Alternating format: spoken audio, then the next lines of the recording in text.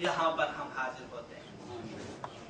और सबसे बड़ी खुसूसियत इस मजलिस में आने का ये है, जब भी कहीं पर जिक्र हुसैन इब्न अली होता है वहाँ पर हजरत ज़हरा की खास नज़र, लिहाजा मुनासिब समझा कि मजलिस में हाजिर हूँ और बिल्कुल मेरा इरादा नहीं था कि यहाँ पर कुछ गुफ्तगू करूँ।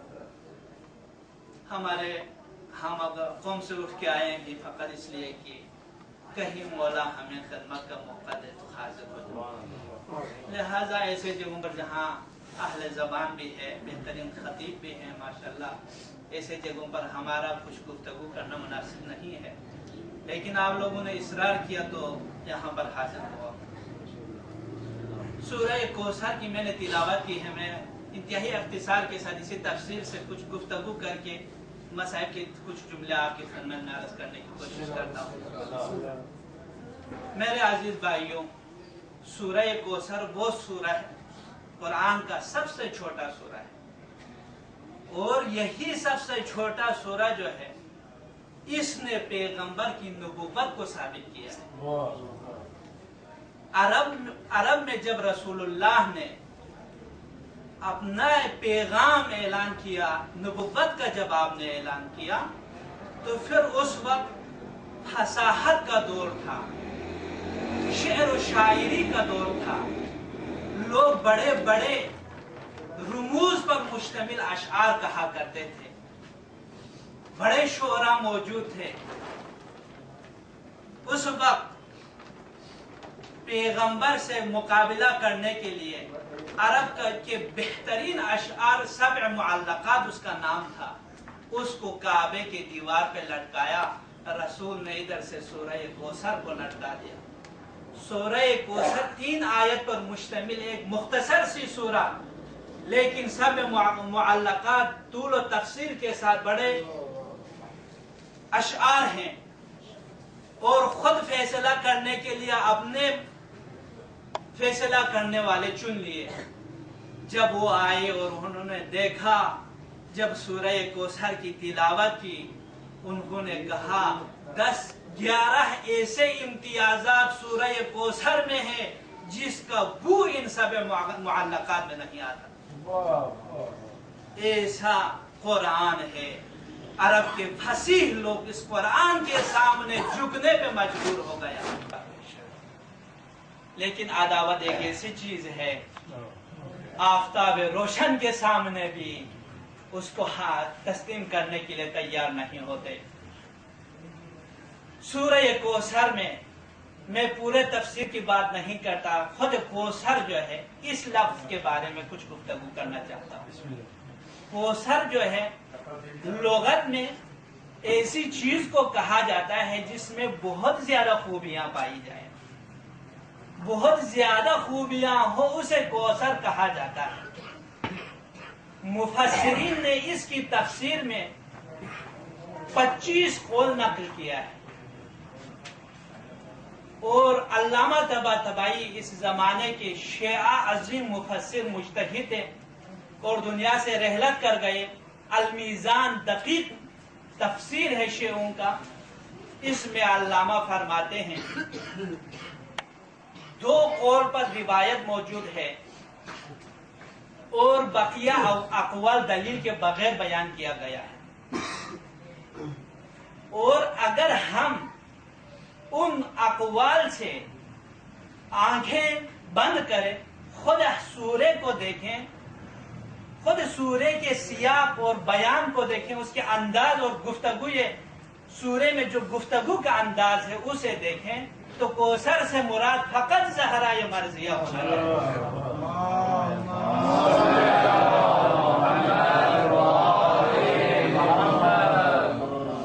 क्योंकि सूरे के आखिर में आया है इन नशानिया का हुआ अबतर, आपके दुश्मन बे औलाद हो जाएगा, नस्ल उसका कट जाएगा।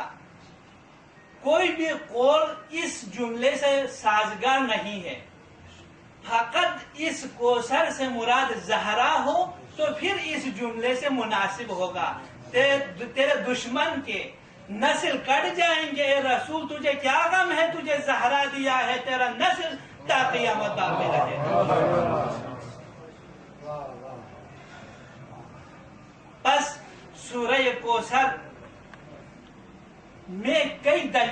علامہ لاتے ہیں، کیونکہ علماء کی مجلس نہیں ہے، زیادہ اس بارے میں گفتگو کروں تو شاید خستگی تھکاوٹ آ جائے۔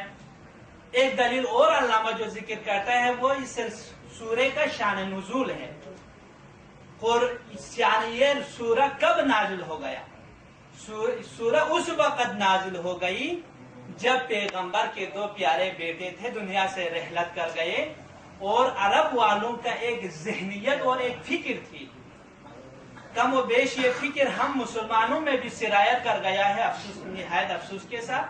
وہ فکر یہ تھی کہ جو شخص جس کے بیٹے ہوں اس شخص کے نسل ہوتا ہے، بیٹی اس کا نسل نہیں ہوتا۔ بیٹی جو ہے باپ کے وراثت کو جاری نہیں رکھ سکتا، باپ کے اہداف کو باقی نہیں رکھ سکتا، باپ نے جو کام کیا ہے وہ سلسلہ باقی نہیں رکھ سکتی، لیکن بیٹا جو ہے وہ اس کو سلسلے کو باقی رکھ سکتا ہے۔ یہ فکر ان میں تھا، اور ان کا مشہور ایک شعر ہے، ابناء و ابنائنا ابناؤنا و بنات و ابنائنا و ابناء و بناتنا ابناء غیرنا۔ ہمارے بیٹوں کے بیٹے ہمارا بیٹا ہوا کرتا ہے، ہمارے بیٹیوں کے بیٹے غیر کے اولاد ہوتے ہیں، ہمارے اولاد نہیں ہوتے۔ یہ فکر جاہلیت تھی۔ جب رسول کے 2 بیٹے دنیا سے رحلت کر گئے تو پھر اس وقت عاصم بن وائل نامی ایک کافر نے کہا، اے کافروں میں تمہیں خوشخبری دیتا ہوں، اب محمد کو کچھ دن جینے دیں، پھر اس کے بعد اس کا نام لینے والا نہیں ہوگا، اور اسلام کا یہ نام مٹ جائے گا، اس کے بیٹے تو دنیا سے چلے گئے۔ اب یہ شان نزول ہے۔ اس کافر کی اس بات سے پیغمبر کا دل رنجیدہ اور غمگین ہو گیا، تو پیغمبر کو خدا نے دلاسا دیا، اے رسول تجھے کیا غم ہے، میں نے تجھے زہرا دیا ہے، زہرا کے ذریعے سے تیرے دین کو میں باقی رکھوں گا۔ اب دشمن جو کچھ بھی کہے، اپنا نسل تو کٹ سکتا ہے، زہرا اور آل زہرا کا نسل نہیں۔ خاندان زہرا تے بآواز بلند تر صلوات۔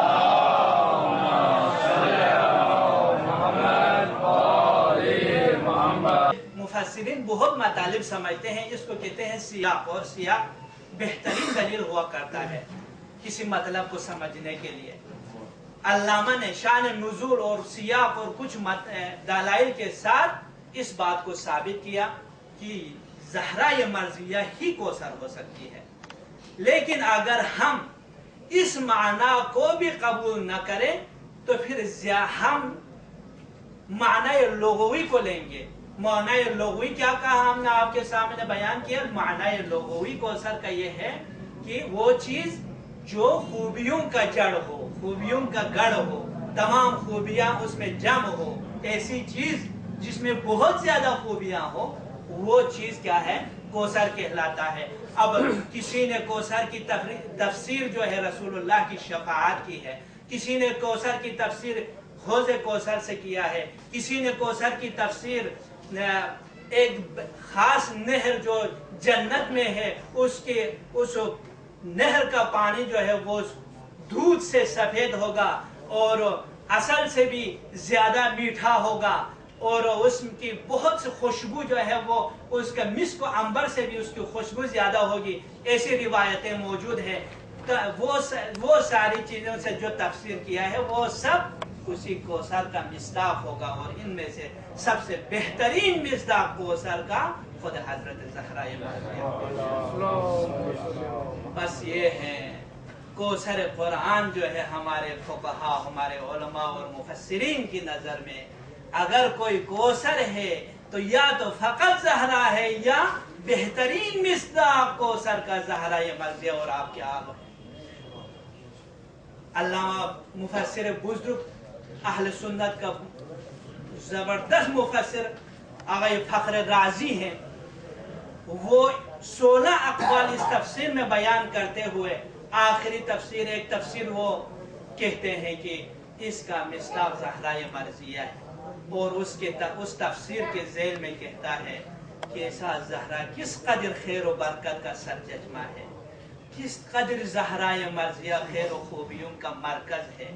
دیکھیں زہرا کے نسل سے امام حسن جیسے، امام حسین جیسے، امام زین العابدین جیسے، امام محمد باقر جیسے، امام صادق جیسے علم کے دریا نکل آئے ہیں. کیسی برکت کا سرچشمہ ہے، کتنی برکتیں ہیں زہرائے مرضیہ میں.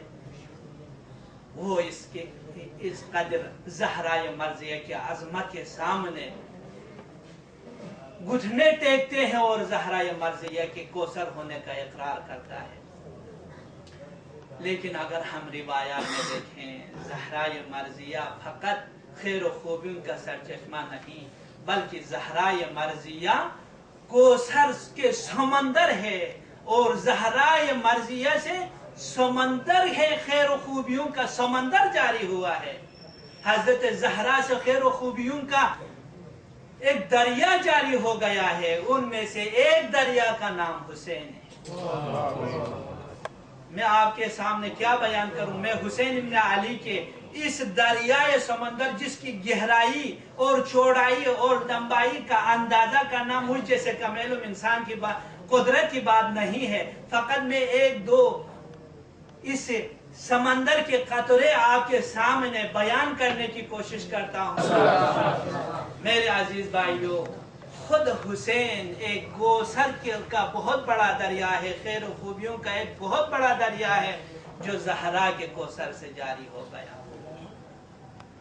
دیکھنا ہے حسین ابن علی کے اس کوثر کے قطرات کو. میں ایک قطرے کی مثال دیتا ہوں. ایک قطرہ جو اس کوثر میں ہے وہ مولا کی زیارت ہے. کتنا ثواب ہے واقعاً کوثر اس حسین ابن علی کے زیارت میں جتنا ثواب ہے انسان دیکھ کے حیران ہو جاتا ہے. جب زائر امام کی زیارت کے قصد سے گھر میں غسل کرتا ہے تو رسول اللہ اسے خوشخبری دینے لگتا ہے، تجھے جنت کی خوشخبری ہو. امیر المومنین خوشخبری دیتا ہے، تیرے گناہ بخشے گئے. جب وہ مولا کی زیارت کی طرف قدم اٹھا لیتا ہے، ہر قدم کے بدلے میں روایت میں موجود ہے کہ ہر قدم کے بدلے میں 100 حج، 100 عمرہ اور 100 میدان جہاد میں رسول اللہ کی ہمراہی کا اسے ثواب ملتا ہے.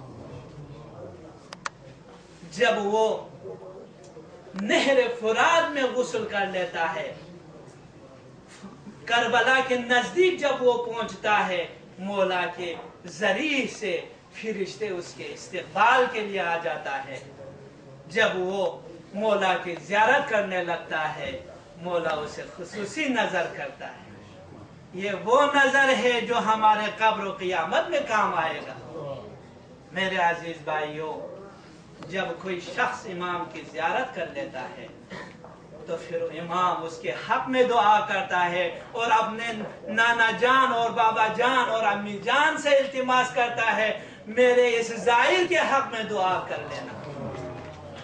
یہ ایک قطرہ ہے حسین کے اس دریا سے ملنے والا ایک قطرہ ہے. بہت بڑے قطرہ، بہت سے خوبیاں اس سمندر میں موجود ہیں جس کا علم ہمیں نہیں ہے. ایک قطرہ حسین کے اس سمندر سے اگر لینا ہے تو ایک قطرہ آنسو آب کا اس قدر مہم اور اس کا اتنا اثر ہے کہ خدا کے غضب کے ایک دریا کو خاموش کر لیتا ہے. خدا جو ہے، روایت میں ہے کہ رسول اللہ نے فرمایا، مجھے خدا کا حکم ہوا ہے کہ میں حسنین سے محبت کروں کیونکہ خود خدا ان دونوں سے محبت کرتا ہے. حسین ابن علی کا محبت، امام حسین کے غم میں رونے والے کا فضیلت اور اس کا ثواب معمولی نہیں. میں ایک واقعہ عرض کروں آپ کے سامنے. امام صادق علیہ السلام کے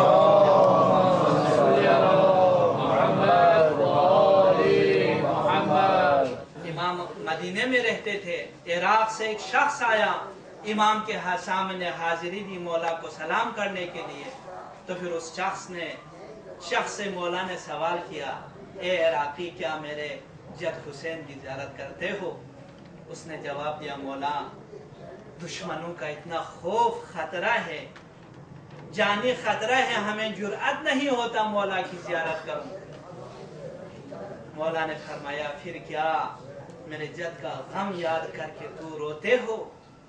اس نے جواب دیا مولا میں اتنا مولا کے غم میں روتا ہوں، مولا کے مصائب یاد کر کے روتا ہوں کہ میرے آنکھوں کے آنسو سے میرا داڑھی تر ہو جاتا ہے، اور غم کے آثار سے میرا بھوک ختم ہو جاتا ہے، اور میرے اس اظہار غم کی وجہ سے اتنا غم کا اظہار کرتا ہوں کہ میرے گھر میں رہنے والے اور میرے رشتہ دار سمجھ جاتے ہیں کہ میں غمگین ہوں۔ مولا نے فرمایا آؤ میں تجھے خوشخبری دوں، تیرا دل اگر ایسا ہے تو یاد رکھنا جب تمہارا روح جب تیرے گلے پہ پہنچ جائے تو اس وقت تو میرے آبا و اجداد کو دیکھو گے، جب ان کو دیکھو گے تو پھر تو یہ بھی دیکھے گا کہ یہ ملک الموت سے کہہ رہے ہوں گے یہ میرے بیٹے حسین کا عزادار ہے، اس کے ساتھ مراعات کرنا۔ مولا میرے آبا و اجداد کی سفارش کو دیکھ کر تجھے خوشی ہوگی۔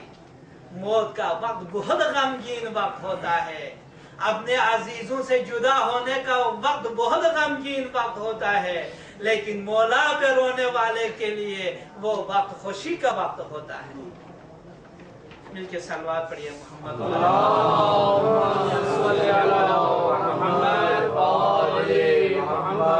ہم میں سے ہر ایک روئیں، لیکن افسوس وقت اور حالات ہمیں اس بات کی اجازت نہیں دیتی۔ یہاں سے ہی مولا کو سلام دیتے ہیں۔ سب میرے ساتھ اس جملے کو تکرار کرنے کی کوشش کریں، شاید ہمیں بھی مولا اپنے لطف و کرم سے زائرین میں شمار کر دے۔ السلام علیکہ یا ابا عبداللہ، السلام علی الحسین وعلی علی بن الحسین وعلی اولاد الحسین وعلی اصحاب الحسین۔ کاش ہم کربلا میں آج ہوتے ہیں، مولا کے بکھرے ہوئے جسم کو دیکھ لیتے ہیں۔ کوئی بات نہیں، کربلا نہیں، اپنے دل کے آنکھ کو کربلا کی طرف دیکھنا۔ کوثر کے قطرے کیسے بکھرے ہوئے ہیں میدان کربلا، زہرا کے جگر کے ٹکڑے کس طرح بکھرے ہوئے ہیں۔ جب زینب کبریٰ میدان کربلا سے گزر رہی تھی شام جانے کے لیے، دیکھا حسین کا جسم کربلا کی تپتی زمین پر پڑے۔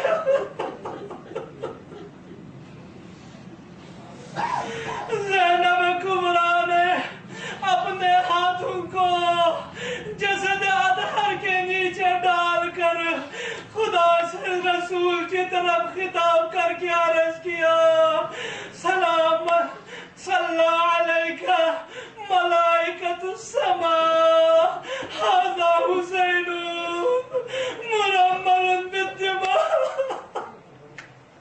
خدا کے ملائکہ کے فرشتے تجھ پہ ہو، فرشتوں کا سلام تیرے پاک ذات پہ ہو اے رسول، یہ تیرے پیارا حسین ہے جو گرم تپتی زمین پر پڑی ہوئی ہے، مقطع الاعضاء، اعضاء بکھرے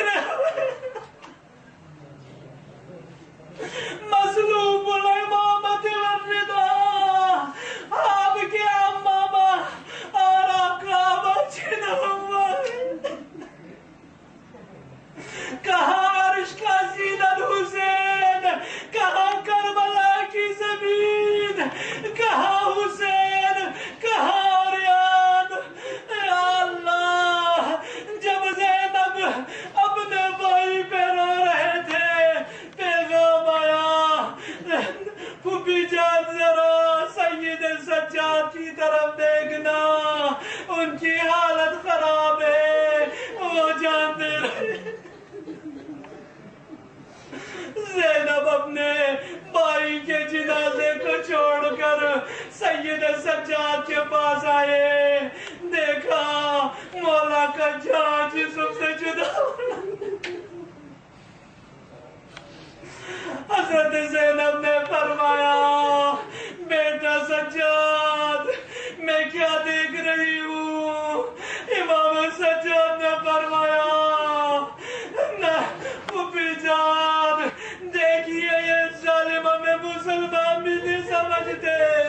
اپنے نجس اجساد کو دفن کر لیا ہے لیکن رسول اللہ کا نواسا زہرا کے جگر کا ٹکڑا زمین پہ پڑا. آج کا شام شاید ہو یہ خاندان کوبے کے دروازے پر ہے. کیسے کوئی شیعہ بھول سکتا ہے ان دنوں کو. زہرائے ثانی زینب کبریٰ رسول کی پیاری نواسی علی کا لخت جگر پردے میں پلی ہوئی بیٹی 3 دن تک کوفے کے دروازے پر ان کو روکا گیا تاکہ بازار کی سجاوٹ ہو. وہ زینب جو دن کے وقت رسول کی زیارت پہ نہیں جاتے تھے آج دن دیاڑے ظالم اور دشمنوں کے بیچ میں اب زینب کو گزرنا ہوگا. اللہ لعنت اللہ علی القوم الظالمین وسيعلم الذين ظلموا أي منقلب ينقلبون.